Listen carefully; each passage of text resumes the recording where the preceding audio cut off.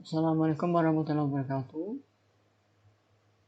Selamat berjumpa kembali dengan saya Pak Fauzi pada mata kuliah museologi. Adapun untuk pertemuan yang ketiga ini sesuai dengan kontrak atau penjadwal di RVS, maka kita akan membahas tentang museum dan fungsinya dari masa ke masa. Materi yang akan dibahas meliputi perkembangan museum dan fungsinya dari masa ke masa, pengembangan museum abad 19, pengembangan museum di Indonesia. Langsung saja, untuk PowerPoint-nya bisa dilihat di Google Classroom, sudah saya share.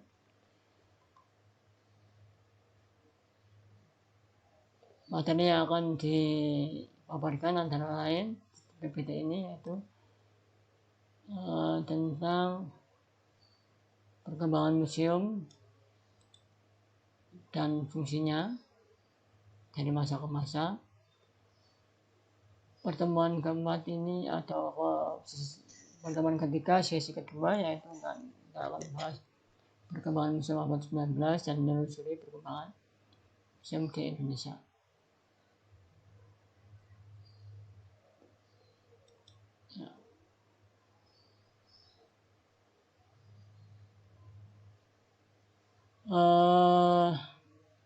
Perkembangan museum di Belanda sangat mempengaruhi perkembangan museum di Indonesia. Diawali oleh seorang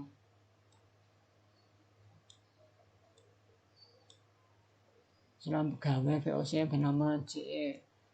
Pompeius yang pada abad 17 memanfaatkan waktunya untuk menulis tentang Ambon Sea Land Peace GDP, yang antara lain isi tulisannya memberikan gambaran tentang sejarah keseluruhan Maluku. Di samping itu tulisan tentang keberadaan kepulauan dan kedudukan di Maluku. Kemudian masa abad ke-18, perhatian terhadap ilmu pengetahuan dan kebudayaan baik pada masa VOC dan Hindia Belanda juga semakin jelas.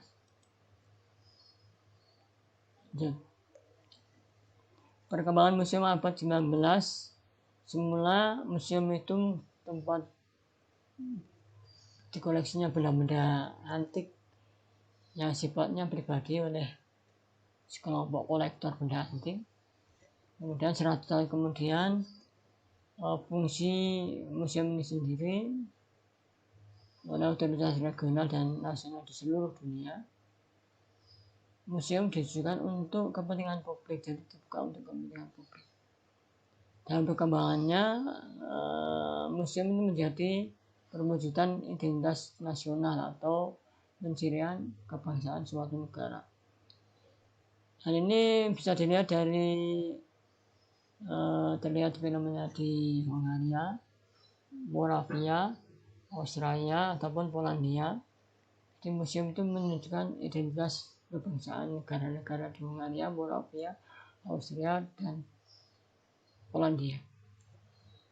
Kemudian pengembangan museum itu berkembang untuk mengoleksi benda antik dan penggalian situs arkeologi yang berdampak pada pengembangan museum di Rusia, Denmark, Prancis, Yunani.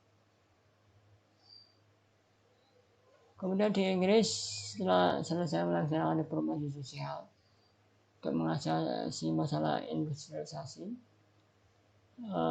Inggris kemudian mengembangkan museum kota di negara Inggris.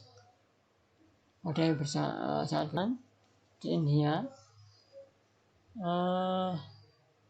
juga muncul museum, yaitu di Kalkuta, Museum India, dan Museum Pusat Budaya di Indonesia, Jakarta adalah lembaga mapan di Asia, lembaga pemeriksaan yang sudah besar.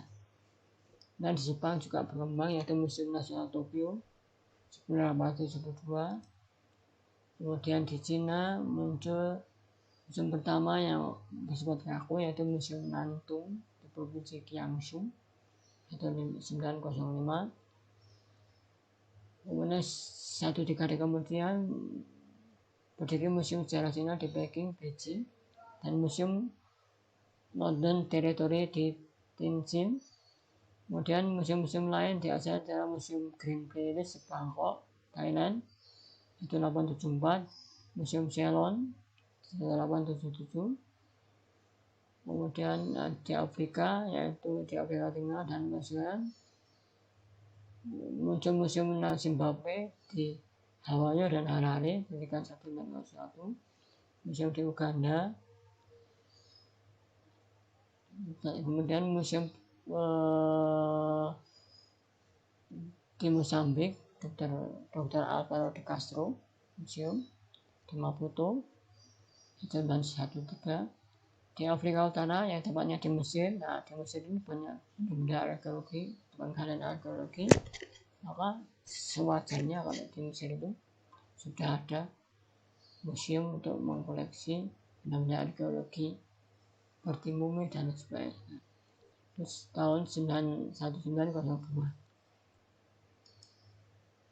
Kemudian perkembangan museum di Indonesia pada 24 April 1778 berdiri suatu lembaga pendudukan VOC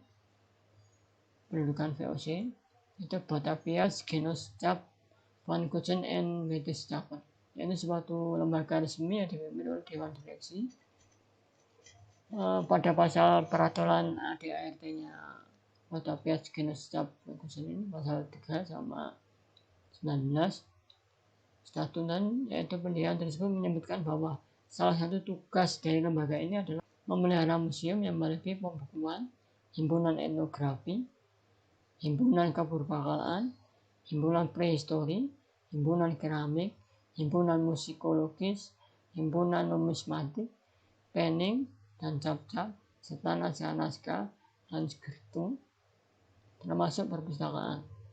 Jadi lembaga yang berdiri tahun 1778 yang bernama Batavia Genootschap van Kunsten ini merupakan embrio dari atau cikal bakal dari pendirian Museum Nasional Indonesia di Jalan Merdeka Barat.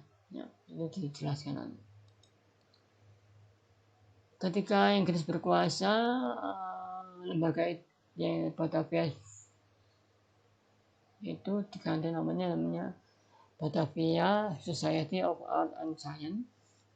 Kemudian setelah Belanda berkuasa kembali, namanya kembali seperti semula, yaitu Batavia Genootschap van Kunsten en Wetenschappen, yang memasyaratkan perhatian kepada ilmu kebudayaan, ilmu bahasa, ilmu sosial, ilmu bangsa, ilmu berbakala, dan ilmu sejarah. Sementara itu perkembangan ilmu pengetahuan dan pengetahuan alam mendorong berdirinya lembaga-lembaga lain. Di Batavia lembaga bertambah terus, anggota lembaga bertambah terus, perhatian di kebudayaan berkembang, koleksinya meningkat jumlahnya sehingga gedung semula yang di Jalan Majapahit menjadi sempit dan berpindah ke gedung baru di Jalan Merdeka Barat nomor 12 pada tahun 1962. Kepindahan ini kemudian menjadi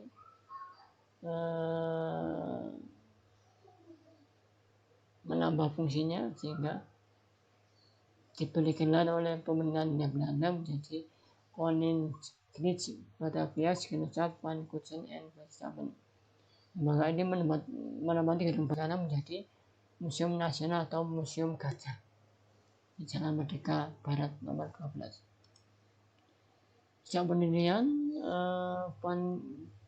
Batavia van Kunsten ini mengisi koleksi museum di program lain dari koleksi benda bersejarah dan kebudayaan, baik dari kalangan pemerintah maupun masyarakat. Kehidupan kelembagaan tersebut sampai pergerakan nasional masih aktif, bahkan setelah Perang Dunia I.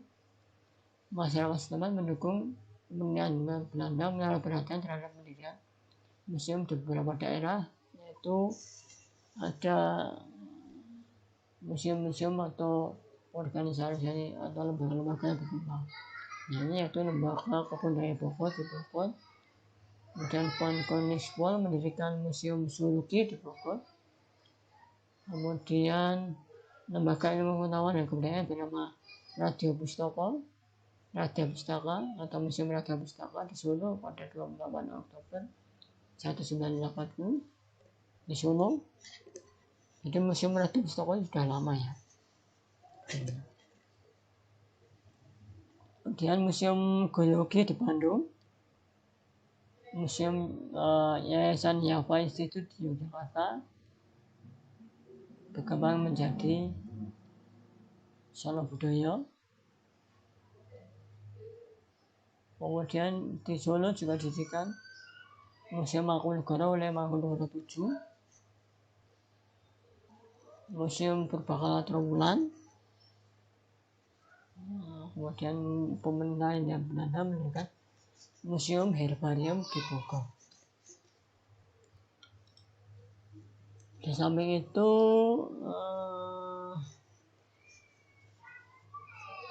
bangsa Indonesia juga menggeluti permusiuman sejak sebelum 1945.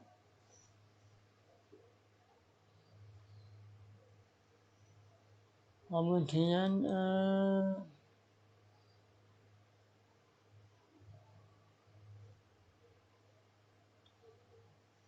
ya, karena adanya hubungan yang tidak baik antara Belanda dan Indonesia pada waktu agresi militer pertama maupun kedua, menyebabkan alih-alih museum dari Belanda pulang ke tanah Belanda. Kemudian perkembangan museum itu diserahkan pada lembaga atau diganti namanya menjadi Lembaga Kebudayaan Indonesia atau LKI. LKI membawahi dua instansi, yaitu museum dan perpustakaan. LKI menyerahkan museum dan perpustakaan kepada pemerintah, kemudian menjadi museum pusat beserta perpustakaannya. Nah, ini perkembangannya. Jadi museum yang semula dikelola Belanda kemudian diserahkan oleh pihak negara Indonesia. Kemudian museum itu dikelola oleh Lembaga Kebudayaan Indonesia dan diserahkan kepada pemerintah Indonesia, dan kemudian museum ini diganti namanya lagi, finalnya menjadi Museum Nasional pada tahun 1979, 28 Mei 1979. Kemudian tahap-tahap perkembangan museum, yaitu tahap pertama itu pembersihan museum bersifat ya, ini nanti saya jelaskan pada pertemuan yang sesi kedua. Sesi pertama mungkin pertemuan ketiga saya akan cukup sekian karena keterbatasan waktu. Assalamualaikum warahmatullahi wabarakatuh.